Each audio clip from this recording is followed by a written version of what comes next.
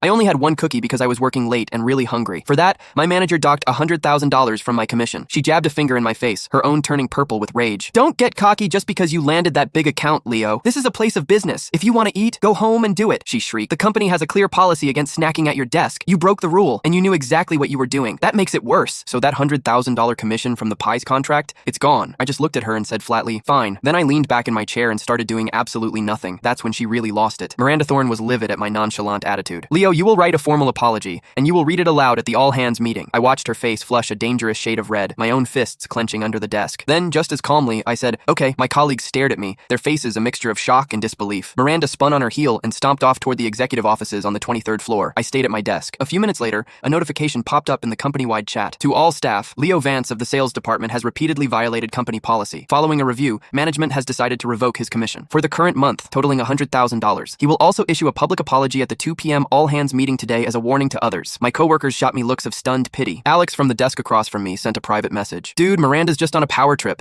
Don't fight her on this. Just play along. It's $100,000. I smiled to myself. Playing along wouldn't work. This wasn't about a cookie. She wanted me out. She'd been coveting my position for a long time. When the old chairman first recruited me, he'd made it clear. No clocking in or out. Complete freedom to come and go, eat and drink whatever I wanted. The only thing that mattered was my performance. And in the sales department, I was a one-man army, pulling in half the company's revenue. The latest deal, a renewal of our $10 billion contract with Peace Corp, took me only a week to lock down. Miranda probably thought my job was too easy. The jealousy was eating her alive. I replied to Alex, just wait. This afternoon isn't just about my public shaming. They're bringing in my replacement. Alex's icon showed a shocked emoji. I ignored it and calmly began organizing all my client files, printing out hard copies of everything. Then, I factory reset my company phone. Once that was done, I started writing my apology. Miranda came down once during that time, a smug, triumphant smirk on her face when she saw me typing away. At 2 o'clock, she personally escorted me to the 23rd floor conference room. Over 100 employees were seated, waiting. Miranda's voice boomed through the microphone. Let me reiterate, a company is a place of work, not your living room. We have repeatedly asked you to maintain a professional environment, but some people just don't listen. And don't think you're special just because the chairman himself hired you. Anyone can make a few phone calls, have a nice dinner, and sign a contract. Leo, get up here and deliver your apology. Let everyone see what happens when you disrespect the rules. I stood up and walked to the front, feeling the mix of pity and morbid curiosity from the crowd. Miss Thorne is right. I shouldn't have eaten a cookie at my desk. From this day forward, I will strictly adhere to all company policies and never cross the line again. Ms. Thorne, I'm not a man of many words. You told me not to eat, so I won't. My job as a salesperson isn't that important anyway. It's good that you finally understand. And given your repeated infractions, the executive team has decided to remove you from your position as sales director. You are now a junior sales associate. And this, she announced, gesturing to a greasy-looking man beside her,